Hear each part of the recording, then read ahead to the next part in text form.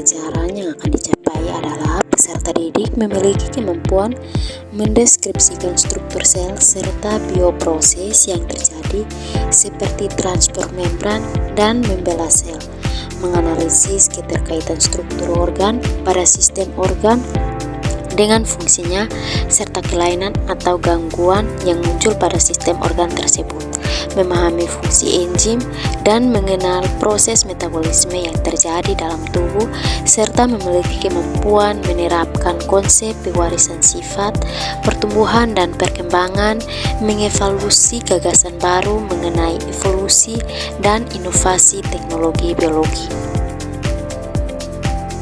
Sebelum masuk dalam pembelajaran, di sini saya akan membacakan tujuan yang akan dicapai dalam pembelajaran ini adalah peserta didik dapat menjelaskan siklus menstruasi, fertilisasi, kehamilan atau gestasi, dan persalinan. Baik, kita masuk pada materi yang pertama, yaitu siklus menstruasi, di mana dapat kita ketahui bahwa siklus menstruasi adalah proses perubahan hormon yang berkelanjutan yang mengatur siklus haid wanita. Nah, siklus ini dimulai dengan menstruasi, diikuti oleh fase folikuler, ovulasi, dan fase luteal. Selanjutnya kita masuk pada fase-fase siklus menstruasi, di mana terdapat 4 fase, yaitu fase pertama yaitu fase menstruasi. Nah, fase ini dimulai dengan pendarahan saat lapisan dinding rahim meluruh dan keluar melalui vagina. Nah, fase ini biasanya berlangsung selama 2-7 hari. Selanjutnya yaitu fase folikuler, di mana folikuler di ovarium mulai berkembang dan hormon estrogen meningkat yang membuat dinding rahim menebal. Nah, fase ini biasanya berlangsung dari hari ke-6 hingga hari ke-14 pada siklus menstruasi. Nah, kita masuk pada fase ovulasi. Nah, pada fase ini salah satu folikuler yang telah matang melepaskan sel telur ke dalam tuba falopik. Nah, sel telur ini siap untuk dibuahi oleh sperma. Ovulasi ini biasanya terjadi sekitar hari ke-14 pada siklus menstruasi. Fase yang berikut yaitu fase luteal, di mana sel telur yang tidak dibuahi akan melebur. Korpus luteal, jaringan yang tersisa dari folikel, mulai memproduksi hormon progesteron. Nah, progesteron ini membantu menjaga dinding rahim tetap tebal dan mendukung kemungkinan kehamilan. Baik, selanjutnya kita masuk pada fertilisasi. Nah, dapat kita ketahui bahwa fertilisasi adalah peleburan antara sel telur dan sel sperma yang akan membentuk satu sel, di mana ini adalah salah satu langkah awal menuju kehamilan. Nah, fertilisasi ini terjadi ketika sperma berenang melalui vagina dan membuahi sel telur di tuba falopik. Nah, kita masuk pada proses fertilisasi, di mana proses fertilisasi itu terdapat beberapa bagian. Yang pertama yaitu ovulasi. Nah, ovulasi adalah ovarium yang melepaskan sel telur untuk pembuahan. Nah, struktur kecil seperti jari yang disebut fibrae yang membantu sel telur melalui saluran tuba menuju rahim. Nah, setelah ovulasi, sel telur hanya mampu melakukan pembuahan selama 12 hingga 24 jam. Selanjutnya yaitu perpindahan sperma, di mana selama masa ejakulasi, jutaan sel sperma dilepaskan dengan tujuan mencari sel telur untuk dibuahi. Nah, jutaan sperma berjuang untuk mencapai dan menebus sel telur. Namun, hanya ada satu yang berhasil menebus lapisan luar sel telur untuk membuahinya.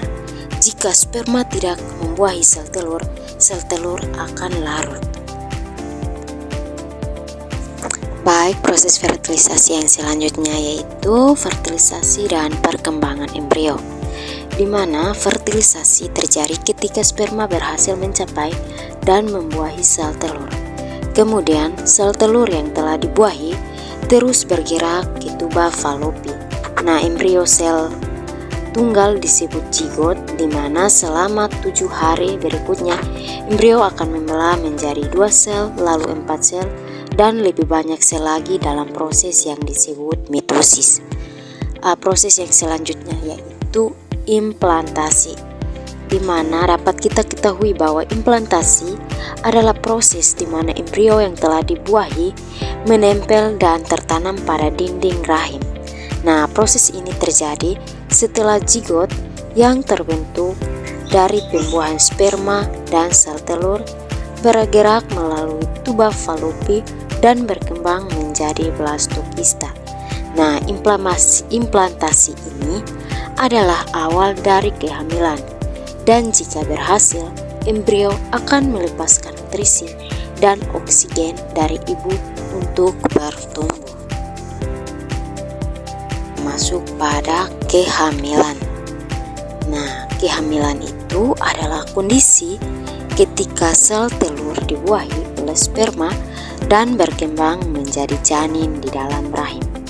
Nah, proses kehamilan ini merupakan fase yang panjang, di mana yakni dapat berlangsung sekitar 40 minggu atau sekitar 9 bulan lamanya. Nah, di awal kehamilan ini biasanya ibu mengalami gejala seperti telat haid. Oke, baik, sekarang kita masuk pada proses terjadinya kehamilan, di mana terdapat beberapa proses, yaitu proses yang pertama itu masa subur wanita, di mana ketika memasuki masa subur, organ reproduksi wanita akan mengalami masa ovulasi, di mana masa ovulasi ini yaitu ketika ovarium atau indung telur melepaskan sel telur atau ovum yang siap dibuahi. Nah, sel telur tersebut kemudian bergerak melewati saluran tuba Fallopi sehingga sampai pada rahim. Proses yang kedua yaitu hubungan seksual, di mana saat berhubungan seksual pria akan mengalami ejakulasi dan mengeluarkan air mani yang mengandung sperma ke dalam vagina. Nah, nantinya sperma tersebut akan bergenang melewati leher rahim atau serviks dan masuk ke dalam lahir sehingga mencapai tuba Fallopi untuk mencari sel telur yang sudah siap untuk dibuahi. Proses yang selanjutnya yaitu pembuahan, di mana setelah sperma berhasil menembus dan masuk hingga sampai pada inti sel telur, lapisan khusus akan mulai terbentuk untuk mencegah masuknya sperma lain ke dalam inti sel telur. Lalu, sperma dan sel telur pun akan bersatu untuk memulai proses pembuahan. Proses yang terakhir yaitu implantasi, di mana setelah pembuahan, sel telur dan sperma yang telah bersatu tersebut akan bergerak dari tuba Fallopi menuju rahim seraya membelah diri dan membentuk blastokista. Umumnya blastokista akan sampai pada rahim dalam waktu 3-4 hari setelah proses terjadinya pembuahan. Oke, baik, selanjutnya kita masuk pada persalinan. Nah, dapat kita ketahui bahwa persalinan adalah proses pengeluaran hasil konsepsi yang dapat hidup di luar uterus melalui vagina ke dunia luar. Nah, proses ini dapat dikatakan normal atau spontan jika bayi yang dilahirkan berada pada posisi letak belakang kepala dan berlangsung tanpa bantuan alat-alat atau pertolongan serta tidak melukai ibu dan bayi. Nah, persalinan dan kelahiran normal adalah proses pengeluaran janin yang terjadi pada kehamilan cukup bulan, yaitu misalnya 37 sampai 42 minggu. Lahir spontan yang berlangsung dalam 18 jam.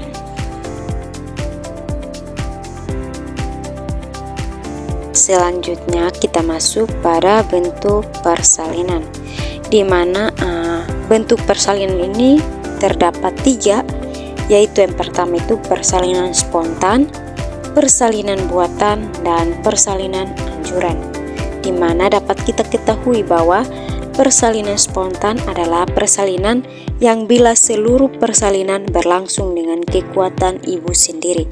Sedangkan persalinan buatan itu bila persalinan berlangsung dengan bantuan tenaga dari luar. Sedangkan persalinan anjuran di mana bila kekuatan yang diperlukan untuk persalinan ditimbulkan dari luar dengan jalan pemberian rangsangan.